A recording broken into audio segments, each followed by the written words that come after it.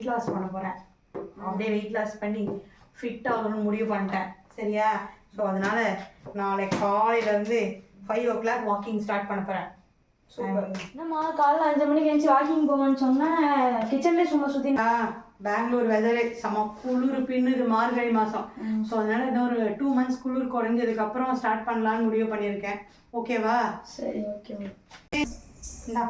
இந்த வருஷம் நான் ஒரு ரெசல்யூஷன். என்னது இந்த மாதிரி பழைய குழம்பு வைக்காம ஏதோ பொரியலும் கேட்டால் என்னமோ பண்ணி கொடுத்து இந்த மாதிரி செய்யாமல் இருக்குது தானே?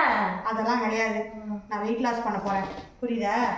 சரி. அதனால நாளைக்கு காலையிலேருந்து ஜிம்முக்கு போகலான்னு முடிவு பண்ணிட்டேன். ஓகேவா? சரி. காலையில் இருக்கிறது சாப்பிடுங்க. மணி நெட்டை வச்சு ஜிம்மு கிளம்பலாம். அப்பா தான் 1 year பேக்கேஜ் சேர்த்து விட்டுருக்காங்களே. உங்கள் அப்பா 1 year பேக்கேஜில் சேர்த்து விட்டா வீட்டில் எனக்கு வேறு வேலை வெட்டி எதுவுமே கிடையாதா? துணி துவைக்கணும், சமைக்கணும், எவ்வளோ வேலை இருக்குது. முதல்ல உங்கள் அப்பா அந்த வேலையெல்லாம் விட்டுட்டு ஒரு ட்ரக்மீலை வாங்கி தர சொல்லு. வீட்லேயே நான் செய்வேன் எனக்கு டைம் கிடைக்கும் போது. சரி. அம்மா கேட்டதுக்கு அப்பா ட்ரெட்மில் வாங்கி கொடுத்துட்டாங்க. சரி, இந்த வருஷம் எப்படி போகணும்னு பார்ப்போம். எதுக்கு கத்திட்டு இருக்கேன்? அப்பா ட்ரெட்மில் வாங்கி கொடுத்தாங்க, ஏன் ட்ரெட்மில் பண்ணாமல் வச்சுக்கிறா? ட்ரெட்மில்லா?